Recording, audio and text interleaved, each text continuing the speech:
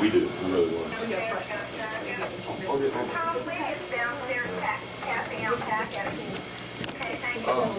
What years? Which station?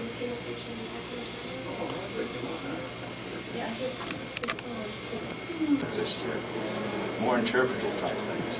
Tom, I wonder how many of these people are going to be from Medina and Akron, Ohio. Well, I know of a few of them, but there's always a few surprises. And your son, and we want to see your son out there winning something too. Well, he'd like to see that. Somebody said, Judge from Ohio, who is a loyal person, Bob Franta. I'm not sure what city he's from. I think he's up near the Cleveland area. Okay, but is very supportive and is an excellent judge. Oh, yeah. Is he a carver? Also, Yeah. a fantastic carver. Probably has a following up there. 21. Where does that make You do Not 1920. Come on.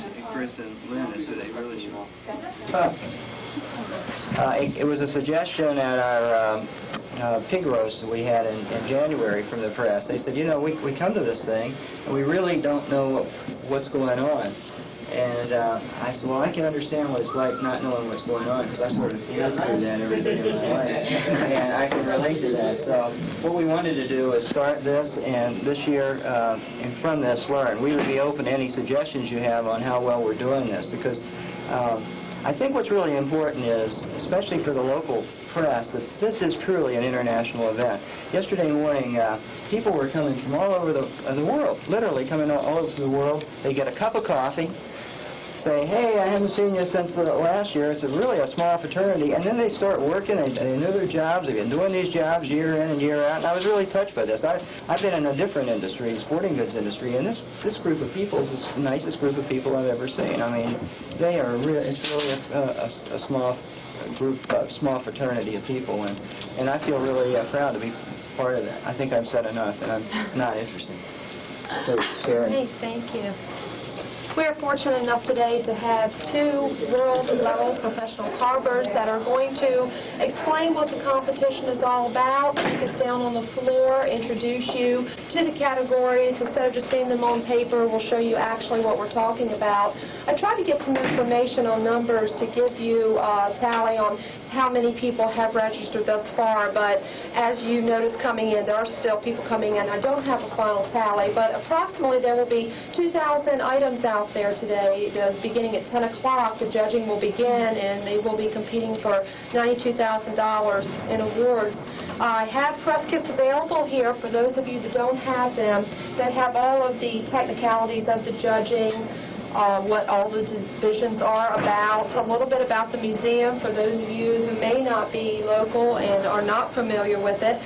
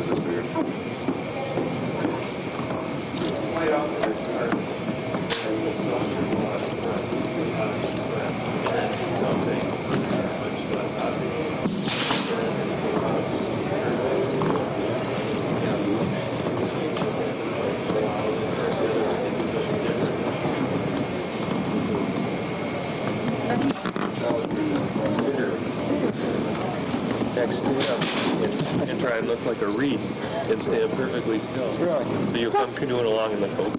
Thank you.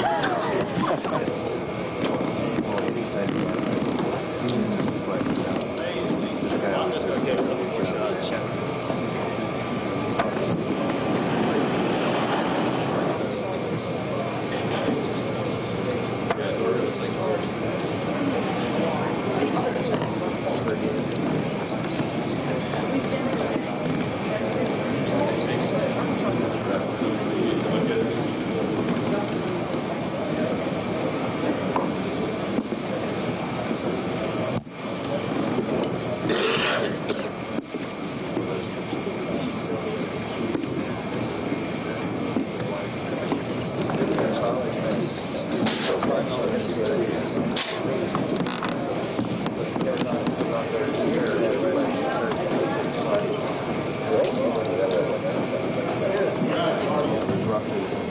together, and then you look at, when you go to paint it, it's just a white.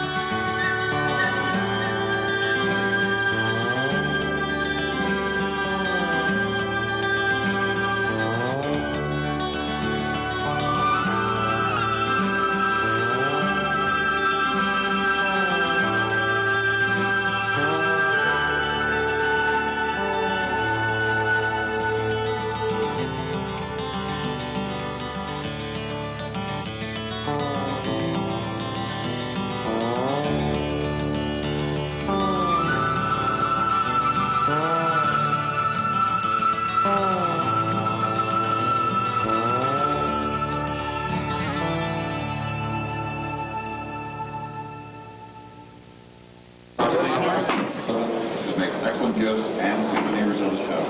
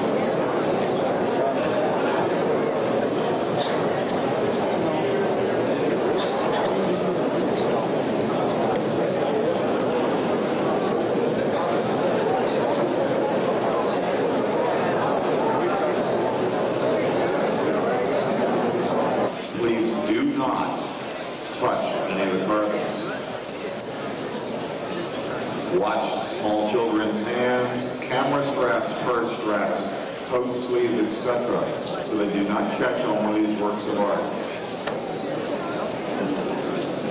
Many of these pieces are pre-sold. Many of them are for sale after the show. Make sure that they remain in the pristine condition that they were in when they came into the building. Thank you.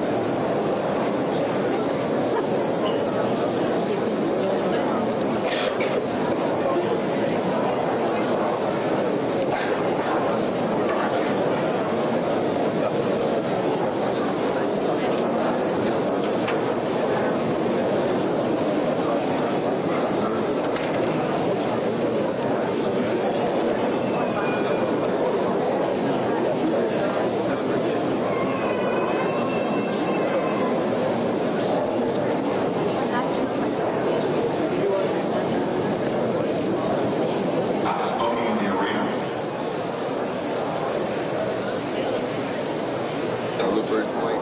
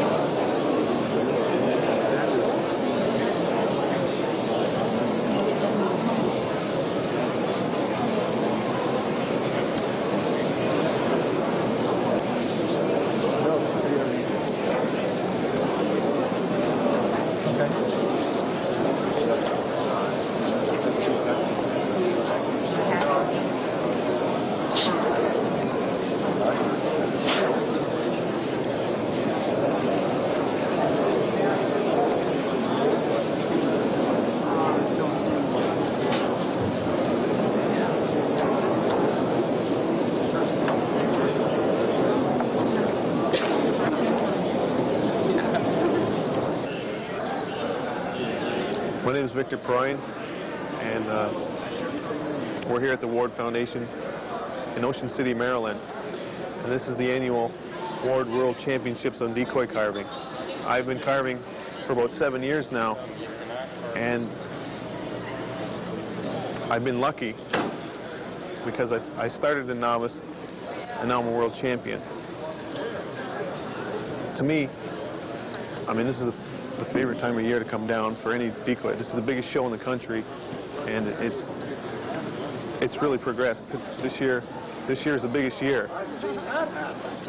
I think there's a record number of entries this year. Every year, there's dozens of classes, dozens of categories. The 3 levels are, actually 4 levels, are novice, first year, intermediate, which is like progression to novice, open, which is the professional level, and then world class, which is a separate category. Okay. There's 4 main world class events: decorative miniature wildfowl, decorative life-size waterfowl, interpretive wood sculpture, and with a new one, the world shooting rig. What it is the old traditional style, the shooting rig, of gunners and working birds. And they still keep that old tradition because that's how it started with Lemon Steve Ward.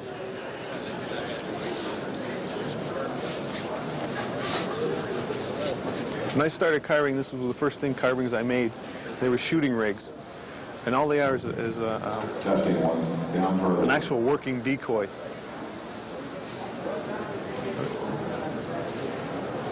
The working decoys is how it all started. And the Ward brothers slowly progressed. I mean, they progressed above anybody else.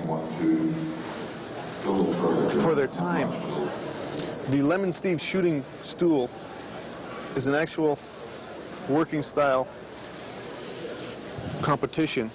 Birds all must self-ride, meaning they must have a keel, and when they put them in the water, they usually put them in upside down so that they flip right back up. And this is they call the Lemon Steve shooting stool competition, because their birds at that time were above anybody else's, and they still keep that traditional hunting style. And you can see it's quite a favorite. I mean, there's a record number of entries here. There's 10+ tables, and this usually takes most of Saturday to judge, and every category, every species, there's dozens of entries. And it's not usually the best looking, bird that wins this category. It's the best one that floats and would actually be a hunting decoy. They usually judge these from a distance because of the there's not that much detail on these birds.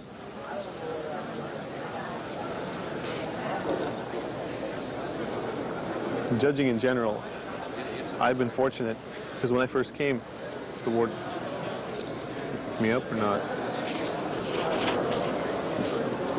Okay, when I first came to the Ward Foundation, I entered the novice class, and all I got was the honorable mention. Next year, I took pictures, asked the judges what they thought of my bird, how I can improve, and I came back the next year, and I was fortunate enough to get a blue ribbon.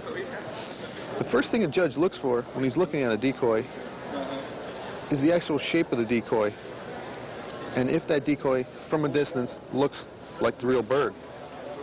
I mean, if the wing angles line up, if they're in the right proportion, if they're the right length, if there's the right number of feathers, because most birds have a certain number of feathers, and if the tail looks right, if the tail angles look right, if the eyes are set equal in accordance to the bill, if the bill looks too thick or too thin, and then they look at the paint. I mean, does that bird up close and from a distance look like the real color of the bird? Is it too dark? Is it too light? Is there too much green or blue or brown? Should it be a reddish brown or a greenish brown? And then they sort of put it all packaged together and look, what's the essence of the species? I mean, does that bird capture the real attitude of the bird? I guess, for me, the next thing would be character. I mean, is that bird just a duck, a decoy, or does it capture the character of the bird? And it's quite difficult because, for me, I haven't really been carving that long, and it's quite an honor for me to be judging. I was fortunate enough to win the World Pairs last year, which is a designated species they have every year. This year it's ringneck. Last year I was fortunate enough to win with blue-winged teals. And for me, I think the reason it helped, I've done so many blue-winged teals. I've done a number, and that seems to be one of my favorite birds. But getting back to judging, what a judge actually looks for when he sees a bird, the first thing that spots him is, does that character capture the attitude? I mean, is that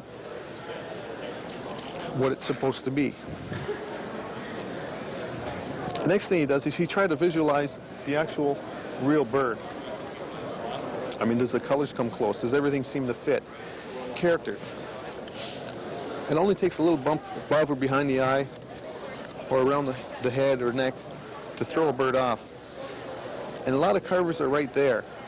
I mean, they have everything, the whole package put together, except there's always something missing. And a lot of them just, I mean, everything's there. They might not have the actual workmanship, but from a distance that bird captures the attitude. And the blue ribbon is for the actual species, redhead, and the red ribbon is for it progressing on for division, the type of duck, diver duck. The main thing about birds is the head. I mean, if that head is strong and it captures the attitude of the bird, that carries the bird a lot more. You could have a stronger head and a weak body, and it'll go further than a weaker body and a stronger head. The whole life of a bird is in the head itself. I mean, if that bill's right, if the eye angle's right, does it tweak up or down? How you do the crest? The whole character of that bird is in his head. The bodies usually stay the same unless it's a wing is out or something like that. But the main thing about ducks and judges about judging about decoys is the head. I mean, does that head capture the character?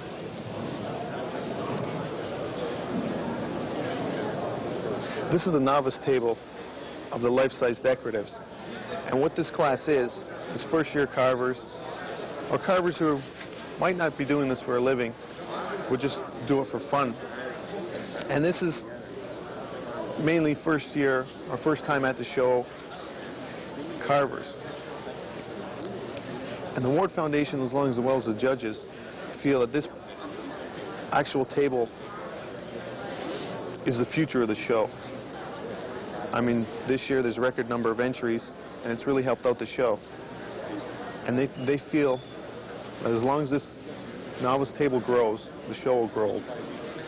Because some of the novice will progress on intermediate and hopefully professional. And this is the largest novice entry they've had to date, which looks good for the future of the show.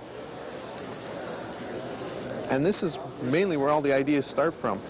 I mean, this is where nothing's held back. If somebody likes something, they won't try to hide anything. They'll try to show it off. And this is the bread and butter, the future of the show.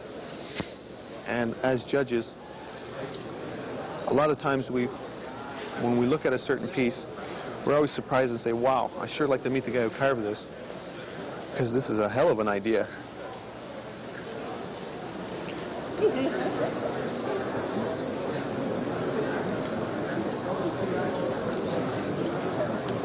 As a judge, we like to see a lot of simpler birds, birds that are just swimming along or resting or look at rest, rather than birds that are too exposed, that have heads turned, wings out, tails twisted. To judges, when you get into that complex of a piece, it sort of throws the character off, unless you could pull it off, which is quite difficult. And it leaves it more room for error. And one of the big things that judges say, a well-done, simple bird will go a long ways,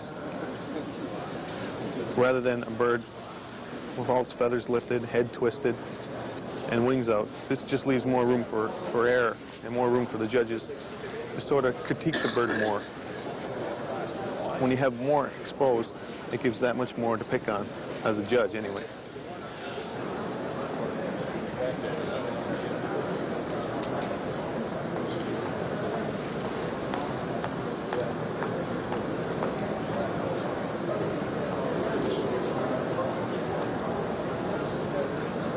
This is the interpretive wood sculpture section, and to me this is the most impressive section in the whole show. Birds are products of people's imaginations. I mean, you've got eagles coming out of the wood, kestrels chasing after sparrows.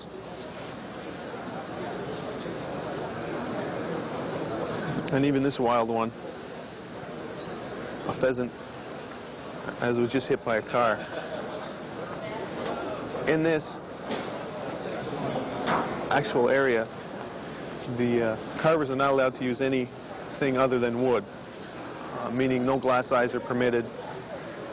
Some paint is required or allowed, but this is mainly to show off the wood, to show off the creativity of the bird, to show off the sculpture.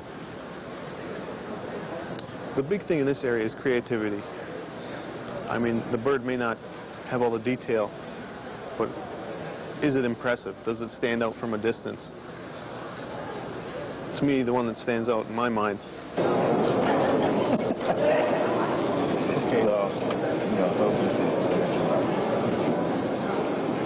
I think, well, first of all, I think you should turn the bird over the other way. I know the first thing that a judge wants to see is that head and face.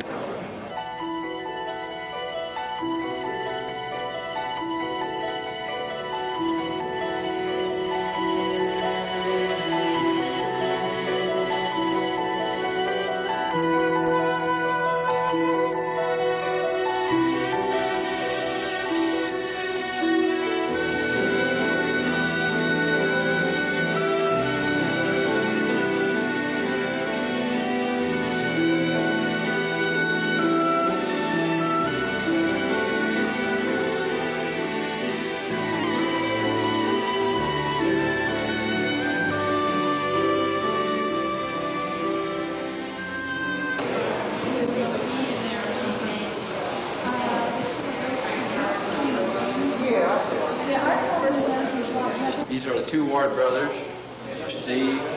This was Lem. They were barbers by trade. They cut hair for 15 cents a haircut and carved decoys in between haircuts. If they needed a piece of wood for the stove and they had a decoy that didn't quite suit them, didn't like, They took that decoy and put it in the stove and burned it for a piece of wood instead of going outside and bringing a piece of wood in. They both carved, they both painted, but he was the more artist of the two. They never had a driver's license. They never had a check mechanic. They had maybe a 4th grade education, but if you look at their handwriting and some of their poems they wrote, their English they used, they had a real good school teacher. You notice Lynn's left arm, he was born with a other left arm, only had 3 fingers on this hand here. They were given honorary degrees at Salisbury State University for their contribution to the art form, but they had to be practically towed, pushed, shoved on stage because they never thought they were worthy to receive this honor. They were just really very down to earth, very humble people. In 1968, we had 10 guys in Salisbury put up $7,500, and they rented the Civic Center because they thought the art of carving decoys was becoming lost. People were using the paper mache, the plastic, the cart decoys. The Ward boys were the most prominent carvers in our section right here. So they named, in fact, the Ward Foundation after them and the museum after them. And that was in '68. In 1971, we started judging. First it was just an exhibition, then in '71 we started judging. And then in '75 we opened up the Ward Museum at Salisbury State University. So Steve Ward, who died in '76, did see the Ward Museum open at the university. And then Lem Ward, who died in '84, did see us when we moved the show, the contest, from Salisbury to Ocean City in '78. So he did see what the contest of best in the world became over Ocean City. Of course, he died in '84. This place wasn't thought about until '88, and this place was completed and opened in July of 1992. Now, Lem Ward could do all paintings, just as good as he could carve decoys. His first love was decoys. He did not do pictures to put on a shelf to have for sale. He would only do a picture if you were a good friend of his and you would catch him in the right mood. Here again, Wards, no one did things like this. And these cases over here are all our hunting decoys. These decoys were in 1918, maybe $2 a piece. They were made of white cedar, white pine, the heads, cedar cypress. There again, free. A lot of boats built in Chrisfield. They built their decoys out of anything that was free or cheap because they never had any money, really. To paint, they took leftover cans of boat paint, house paint, barn paint, mix it all together, get the shade they wanted to paint their decoys. All through the late 20s and 30s, they made their decoys out of western red cedar. But notice how they turned their heads. These decoys right here, they were asked to put some of the birds in the New York Duck Show, and they would say, no, we're not good enough. Finally, they went out there. This wouldn't get you a good novice nowadays, but no one had seen the head turn back in. They took best in the show. They took best in the species canvasback. They took best in the golden eye. They took the top money, what it was in those days, took all the ribbons and came home and said they'd never go to New York City again. They liked Chrisfield better. They carved their early decoys with their pocket knives. They made their own carving tools, straight razors, wood rats, boat shave. They did a lot of hatchet work. That's all carved there by a knife. No tools at all using that except a shear knife. No grinders or anything.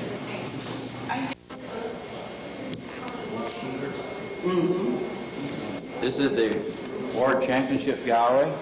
All pieces here are from past winners of the shows in New York. Well, not New York, but Ocean City. Of course, we started judging in '71, so some of these go way back to '71.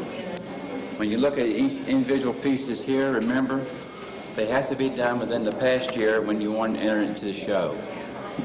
95% of it has to be wood. So what's the 5%? The 5% is the green grass, which is copper, the glass eyes, and the feet, which are pewter, soft lead. The oyster shells are wood, and they're carved. If you look over here, there's rock. That's not a rock. That's a piece of wood. The artist, that guy, wouldn't even cut a little fossil into the rock. are black ducks, and a muskrat. This was done by a fellow named Manzoni, who was an architect in North Carolina, and either he donated to us or someone purchased from him and donated to us. The reeds are made of copper. The hawk is suspended in the ceiling by his wing with a wire rod to his body, and the teal are suspended by a rod up his would-be reed to his wing. The feathers in the wing and the tail of the teal and the hawk are inserts that are done feather by feather and then set in place.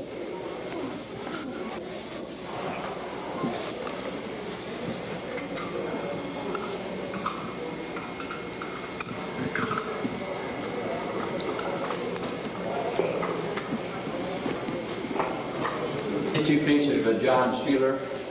John Sheeler is what we call a pro's pro. He set the standard in the 70s and the 80s. He was in Cape May, New Jersey. He's now deceased. His feet and all his birds are all wood, carved. Most of the feet are soft pewter or lead, but every piece that he does is all wood. Where it looks like the wood down here to the bottom, that's wood putty. And this piece over here, this Louisiana blue heron, again, the feet, all carved wood and painted. On the piece there is not wood. On this piece would be the glass eyes. This is called our interpretive. That is one piece of walnut.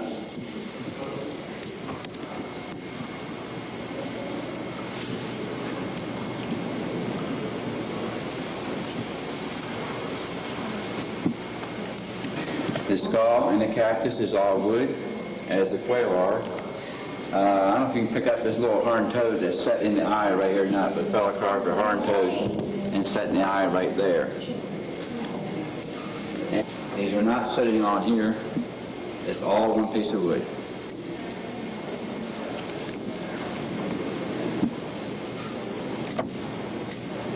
Ford, it was 18 years and younger. The second year we had it, an 18-year-old won best in the world. So we couldn't real well get in the youth award also, so we moved it down to 16. Years later, a 16-year-old won best in the world. Now we moved it to 15, and this person was 10 years old when he won this. This one here is our Limward shooting stool. This year we have a new category, $3,500 purchase award. They can now have any inserts, no tool work. It's all got being a painting. This is 1992 winners from last year's show. This is our decorative miniature wildfowl. This is a $5,000 purchase award. The feet and the grass there is made of brass. This is interpretive. That's one piece of walnut from one tree trunk. That was $8,000. Same person carved this. They carved the one back in the corner. And then you have your blue-winged teal, your floating pair. This was $10,000. And I like to go from, well, let's go on to the full size. These are put in the tank and floated, and you have to float like the duck floats. They're tipped a little bit, and they have to level off. If they don't, you try next year. Here are your full size, and this was $20,000 purchase award.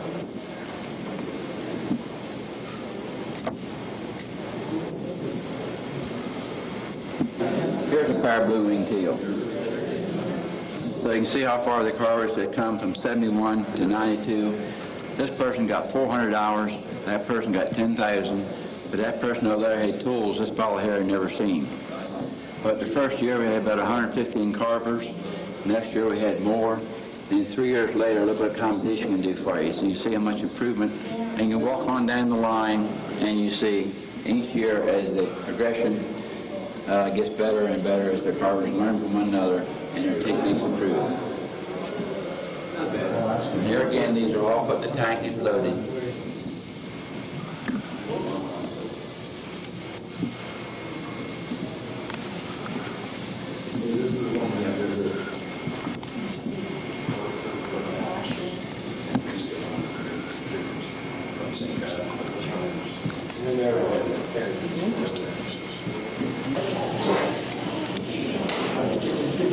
of decoys and time gallery. And this takes us off from the days of the Indians right up to present time waterfowling. And if you look over here, you see the decoys that the Indians had. When the settlers came to this country, they did not have decoys. Decoys were something that the settlers had never seen, and the settlers took it, the Indian decoys, and improved upon them where they are today. This contraption right here is called a stool. In the late 1800s, you had millions and millions of pasture pigeons. Pasture pigeons were very good to eat, so they hunned them right out of extinction. What they would do, they would take a live bird and tie him on this stool and take this and pass it up the tree with a string and get in a blind, and when the birds would fly by, they pull this, that would cause the wings to flap, and that's where the term stool pigeon came from. This is a stool and a pigeon, stool pigeon. And when a hunter puts the decoys out, they're called a stool also. Everyone flocked to the city. A lot of people started immigrating to this country. So there was a vast abundance of waterfowl. So to feed all these people, people turned to market hunting. And the ducks were killed, shipped to the city, and you go down to the market and buy a pair of ducks just like you could go down there and buy Tyson chicken or Purdue chicken. And here you see some that kills, the guys could kill 200 or 300 ducks a piece a day. They would take the ducks and put in a barrel, put about a foot of ice on top of the barrel, and ship to the city. When you went down to the market to get a pair of ducks, there was an actual list of ducks taken from a market in Baltimore. A pair of buffleheads, which is a small duck, was 30 to 50 cents a pair. A pair of black ducks, bigger, better, $1.25 a pair. A pair of canvasbacks, most desirable duck, was $5 to $7 a pair. Now, in those days, a man working labor might have made $1 a day. So who do you think was eating this 5 to 7 a pair of ducks? Not the ordinary person. Here were some of the guns that the market hunters used. This was a 4 gauge made by a gunsmith, fired from the shoulder. I would think at the end of the day you had a sore shoulder. This was called a punt gun.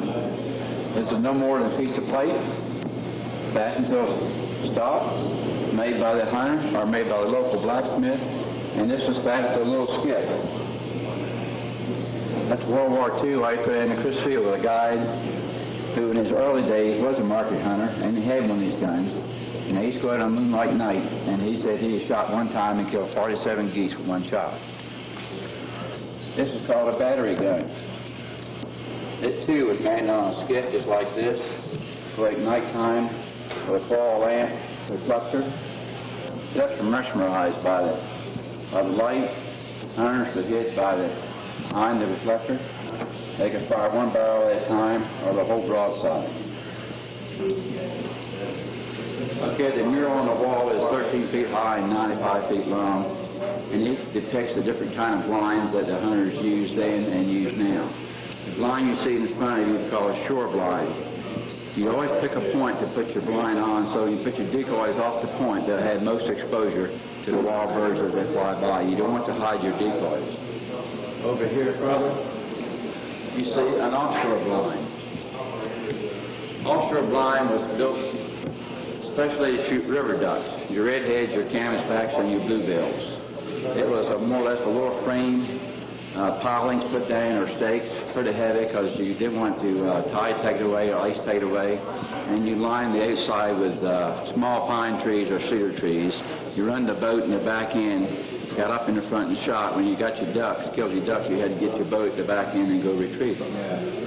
Over here, man standing in water is standing in the sink box.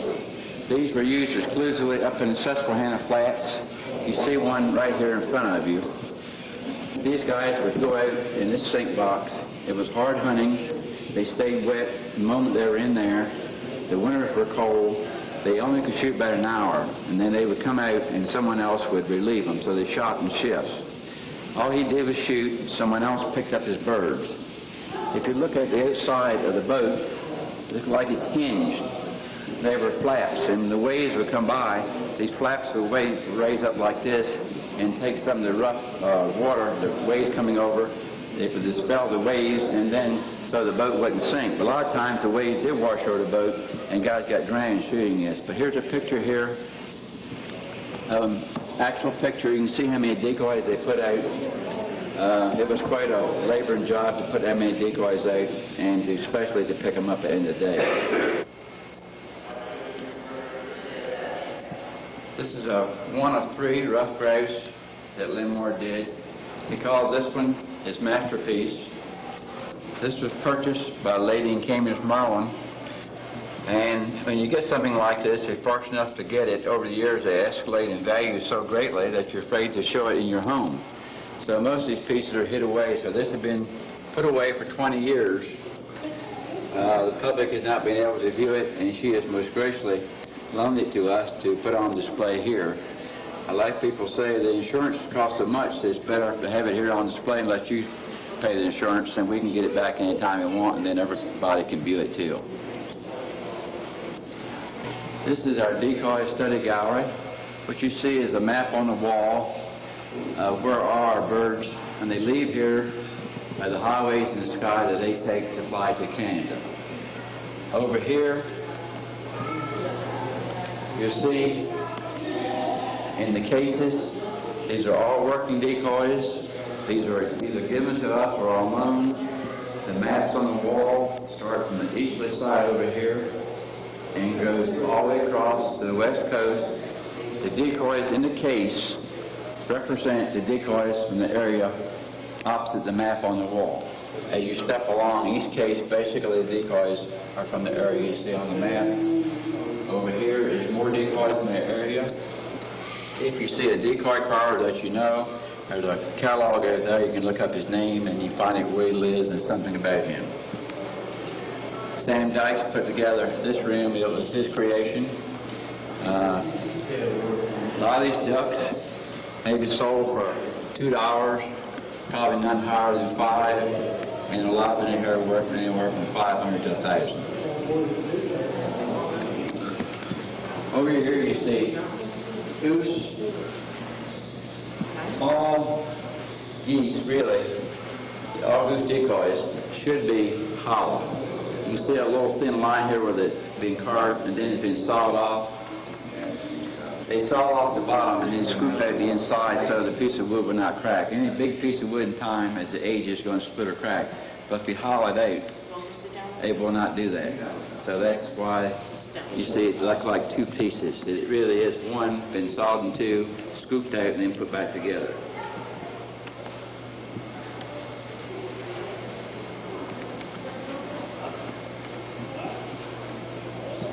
This is our logo.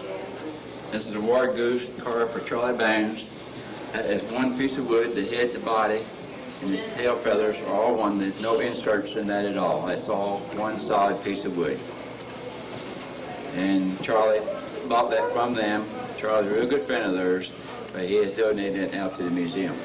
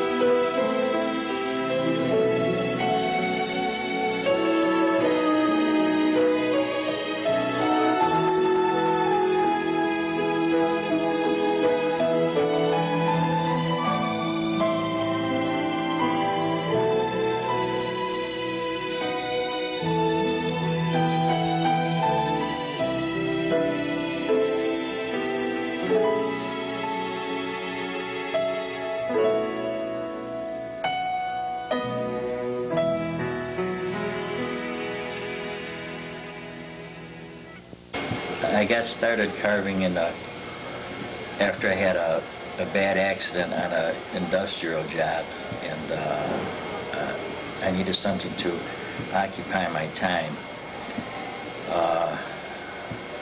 I was laid up for 10 months in the hospital bed, and took a long time recuperating. So I tried toll painting at first, and I happened to go to a decoy show, and I sat down with one of the decoy carvers there, and he carved me out a head, and I just fell in love with it, and that's how I got started. At today's show, I have a bufflehead hen and a pintail hen in the intermediate class. I'm Philip Salzer from Medina, Ohio. I have birds entered in world pairs down at the Ward Foundation Carving Championships. This year's birds are ringnecks. Last year I entered the competition with blue-winged teal with second in world pairs. I also have entered a Drake ruddy duck and a Drake canvasback in the open decorative floating competition. Started entering competitions back in '86. I entered my first bird up at Livonia, Michigan.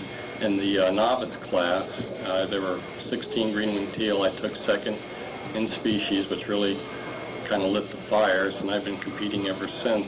I started as a novice, and through competition I became a professional carver in 3 years of competition. I've taken several Best of shows and some major competitions. That's yours, Andy? Yes. That was real nice. That one there I'm happy with now. Tim Landis, good job. He's changed.